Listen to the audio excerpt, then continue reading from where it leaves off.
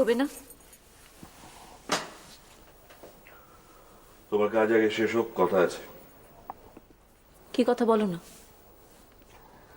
নীনা, কতগুলো জরুরি ব্যাপার আমি তোমার সঙ্গে আলোচনা করে নিতে চাই। বলো, শুনছি। হরনাথ বাবুর কাছ থেকে এতগুলো টাকার চেক নেবার কি কোনো দরকার ছিল? নিশ্চয়ই দরকার ছিল, নাহলে তো এমনি এমনি নিয়ে নি। আর তাহলে সেটা আমাকে জানানো হয়নি কেন? হয়নি, জাস্ট বলা হয়ে ওঠেনি। তুমি এত ব্যস্ত থাকো। এই অজুহাতটা কোনো কাজের নয়। আমি সত্যি কথাটা জানতে চাই। সেটা কি এখনই জানতে হবে এত রাত্রে? অফকোর্স এখনই জানতে হবে, কারণ আমার স্ত্রী আমাকে না জানিয়ে এতগুলো টাকা চেক একটা লোকের কাছ থেকে নিল, সেটা জানার রাইট নিশ্চয়ই আমার আছে। কোনো আজে বাজে কাজে নেই, এখানে বিশ্বাস করতে পারো। সেই মহৎ কাজের উদ্দেশ্যটাই আমি জানতে চাইছি। সময় হলে বলবো। না না, তোমাকে এখনই বলতে হবে, এখনই বলতে হবে। আশ্চর্য, তুমি যে এত আমার উপর চেঁচামেচি করছো, তুমি তোমার সব কাজে কৈফিয়ত আমাকে দাও। আমি আমি কেন কৈফিয়ত দিতে যাব? আচ্ছা ঠিক আছে, আমি না হয় হরনাথ বাবুর কাছ থেকে টাকাটা নিয়েছি, আর তুমি কি করছো? ওর মেয়ের সঙ্গে তোমার সম্পর্কটা এত দূর গড়িয়েছে। Shut up! কেন চুপ করলে? তোমার ধমকানিতে? আমি আমি তোমাকে আগেও বলেছি, এ ব্যাপারে আমি কোনোভাবে জড়িত নই। আর তুমি সেটা আমাকে বিশ্বাস করতে বলো? হ্যাঁ, তুমি সেটা বিশ্বাস করবে, কারণ আমি বলছি। তাহলে আমার ব্যাপারে তুমি বিশ্বাস করতে পারছো না কেন? কারণ দুটো ব্যাপার এক নয় বলে। একই ব্যাপার আদিত্য, শুধু তুমি তোমার মেল ইগোর জন্য ব্যাপারটা মানতে পারছো না, আর পারবেও না।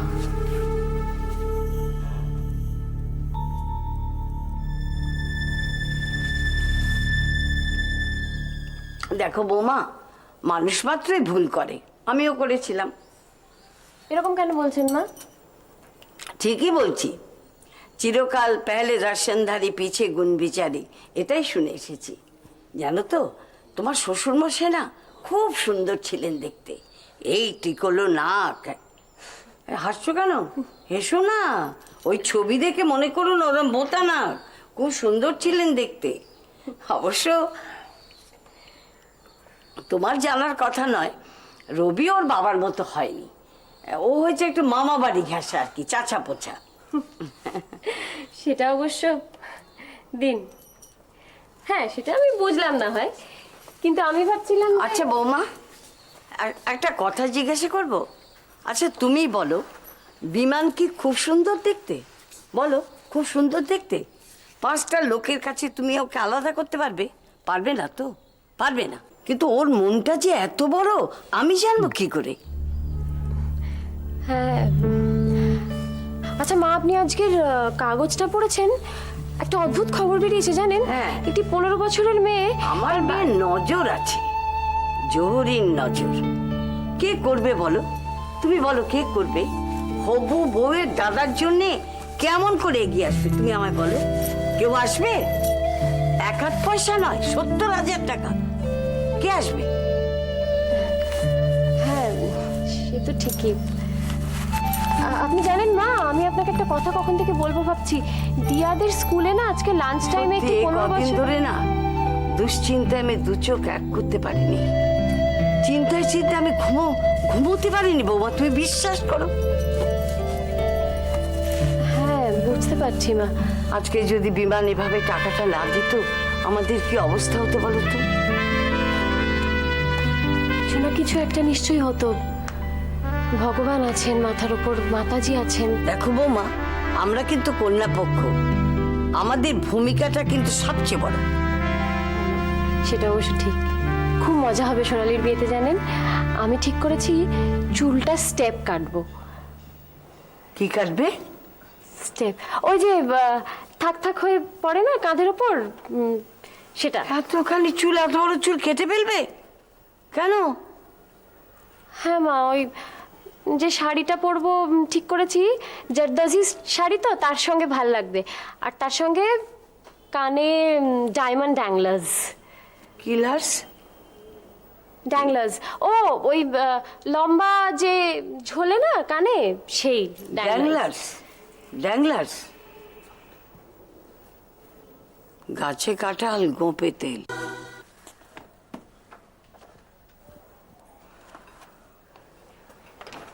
বৌমা,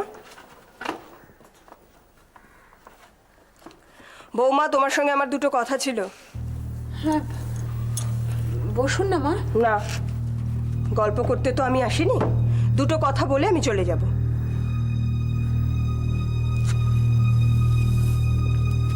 ঠিক আছে, বলুন কি বলবো। সংসারের দিকে তোমার আরেকটু বেশি নজর দেওয়া উচিত নয় কি? মানে? মানেটা তো জলের মতো সহজ বৌমা। বাড়ির কাজকর্ম, মায়ার দেখাশোনা, এই সবের চাইতে তুমি বাইরের দিকে একটু বেশি নজর দিচ্ছ না আজকাল। বাড়ির কাজ বাকি রেখে আমি কোনো কাজ করছি বলে তো আমার মনে হয় না। মনে হয় না? তার মানে দুটি ভাতে ভাত ফুটিয়ে দিলাম, ব্যাস হয়ে গেল। ঘরকন্যা করাটা এতই সহজ কেমন? বাড়ির কোন কাজটা আমি অবহেলা করেছি আমাকে বলুন। তোমার ওইটাই দোষ বৌমা। আমার কথা না তোমার পাঁচনের মতো লাগে। মায়া যে এখন বড় হচ্ছে, ওর পাশে যে সব সময় কারো থাকা দরকার, এই কথাটা তো তুমি নিজেই বলেছো না? হ্যাঁ, কিন্তু মা আমি তো সেটা অস্বীকার করছি না। তাই?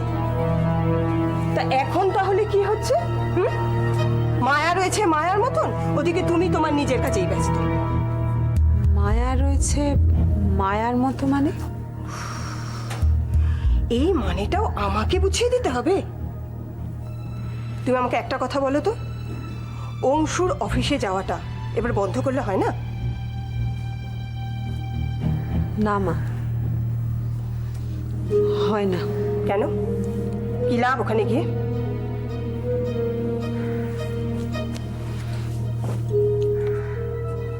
লাভ সত্যি সেরকম কিছু নেই।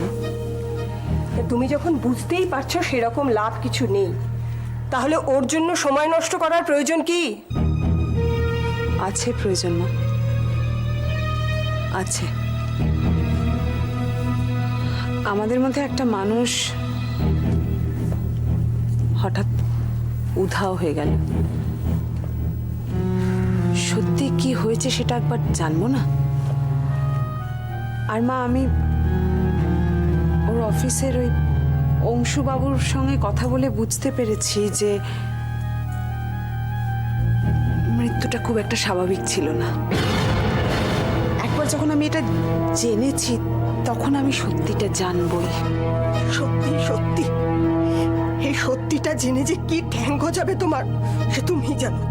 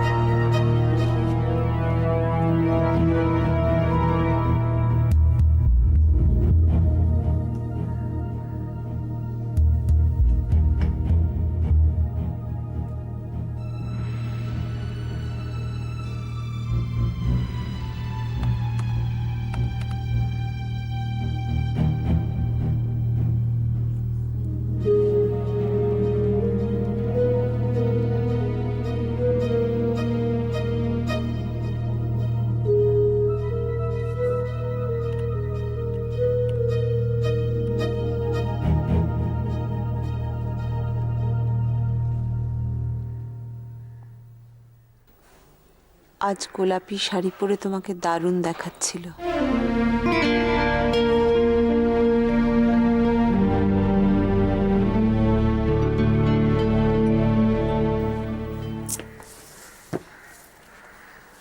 রম্পম।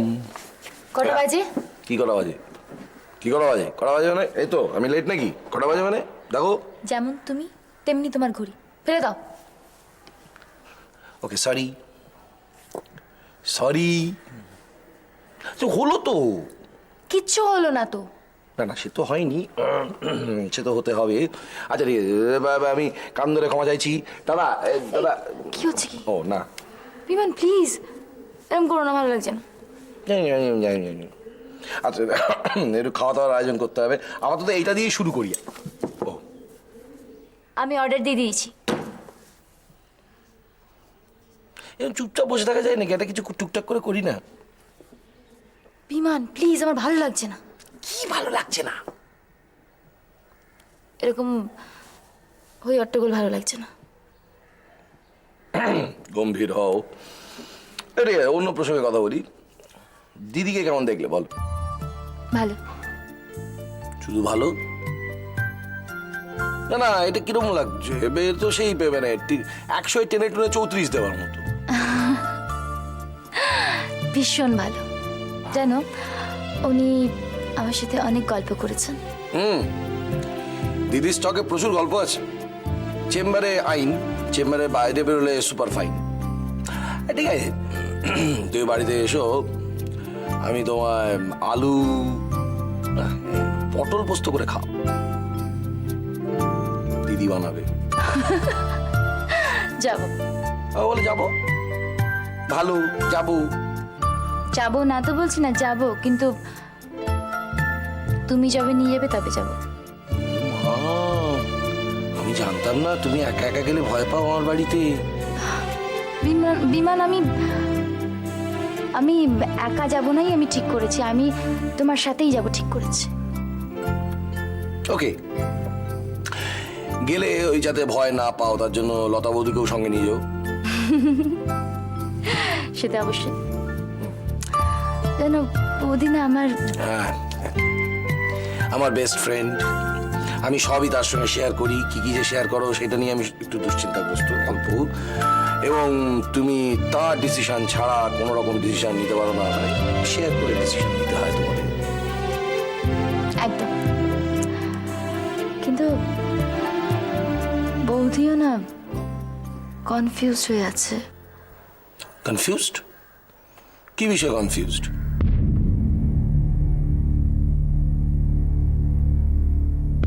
ও যদি কখনো কোনো খুনটুন না করে থাকে সেটা বলতে তো কোনো মানে ও নিজে থেকে অস্বীকার করেছে কি তোর কাছে? হ্যালো সোনালি, কি হলো? কিছু না, কনফিউশনটা বাড়িতে না, অনেকক্ষণ অর্ডার দিয়েছি। ওয়েটার,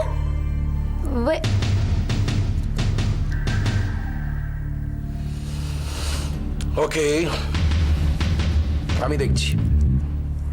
ওই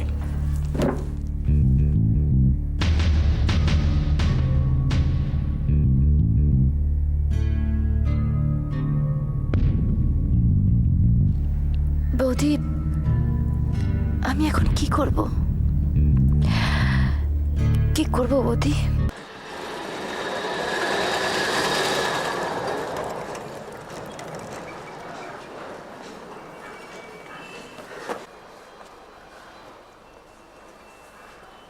কিরা কেমন দিলুম? দাদা এরকম কেউ করে? আমি করি। যাকে তুই এ সময় এখানে দাঁড়িয়েছিস? না ওই বুঝেছি। সে কোথায়? সে বিমান কোথায়? আচ্ছা, এভাবে কেউ কাউকে রাস্তা দাঁড় করিয়ে রাখে বলতো?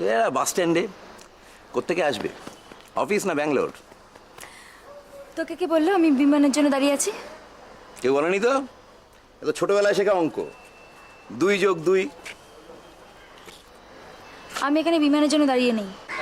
নিশ্চয়ই গুল মারছিস। জয়গুরু, তাই যেন হয়।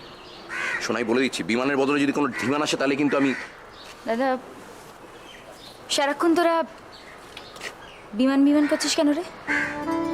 অদ্ভুত, আকাশে ওড়ে বলে আমাদের জন্য একটা ছেলে এত কিছু করলো। আমার মনে হয় না দাদা বিমান। দেখ, আমি তোর থেকে বয়সে বড় তো, এই বয়সে আর নতুন করে আমায় কিছু বোঝাতে আসিস না। হ্যাঁ, আমি মানছি তো একটা ভুল আমি করে ফেলেছি, কিন্তু আরে এখানেই ধারে কাছে কোথাও বিমান খাপটি মেরে দাঁড়িয়ে নেই তো? হয়তো আমি দাঁড়িয়ে আছি। না না, শোন না, আমি বরং চলে যাই। হ্যাঁ, ও লজ্জা পাচ্ছে, ও তো হতে পারে। তুই তুই এই যদিও আসে তাহলে বলারই দরকার নেই আমি এসেছিলাম। হ্যাঁ, লাজুক তো। হ্যাঁ, তুই দাঁড়া।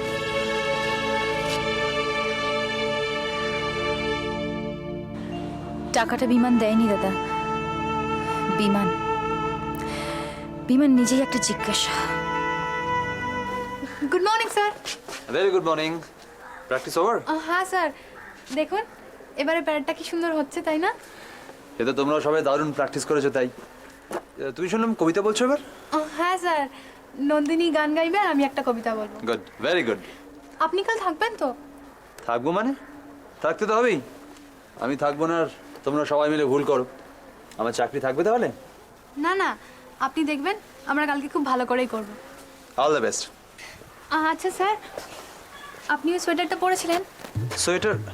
ও হ্যাঁ, আরে এই কম শীতে ওটা দারুণ কাজ দিয়েছে। আপনার ভালো লেগেছে তো? ভালো মানে? বাড়ির সবাই দেখে তো অবাক। আমি যখন বললাম আমারই একটা ছাত্রী এটা বানিয়েছে, তো বিশ্বাসই করছে না। বলছো অত ছোট মেয়েরা সুন্দর সোয়েটার বানাতে পারে? খুব ভালো হয়েছে তোমার সোয়েটারটা। আমি বুঝি ছোট? Sorry, very sorry. একদম ছোট নাও, ইউ আর লেডি। তাকে বাই দ্য ওয়ে, তোমাদের গার্জেনরা কালকে আসছেন তো? জানি না স্যার। আরে জানি না মানে? স্কুলের প্রোগ্রাম ওনারা আসবেন না, এতে হয় নাকি? ওদের বলে আসতে। কেমন? সরি।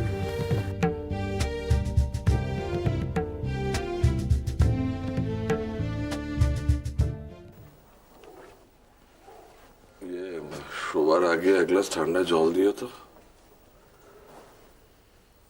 দিচ্ছি।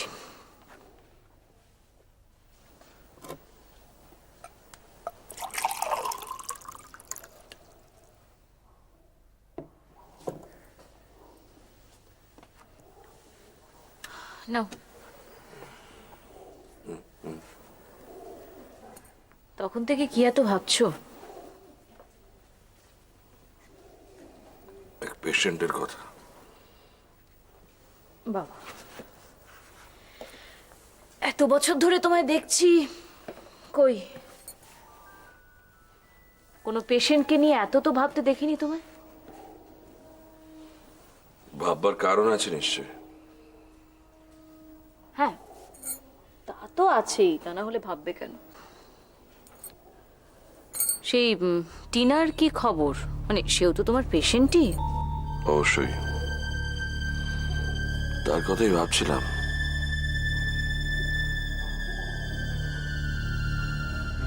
ও কেন? না, আসলে সময় পেরিয়ে যাচ্ছে।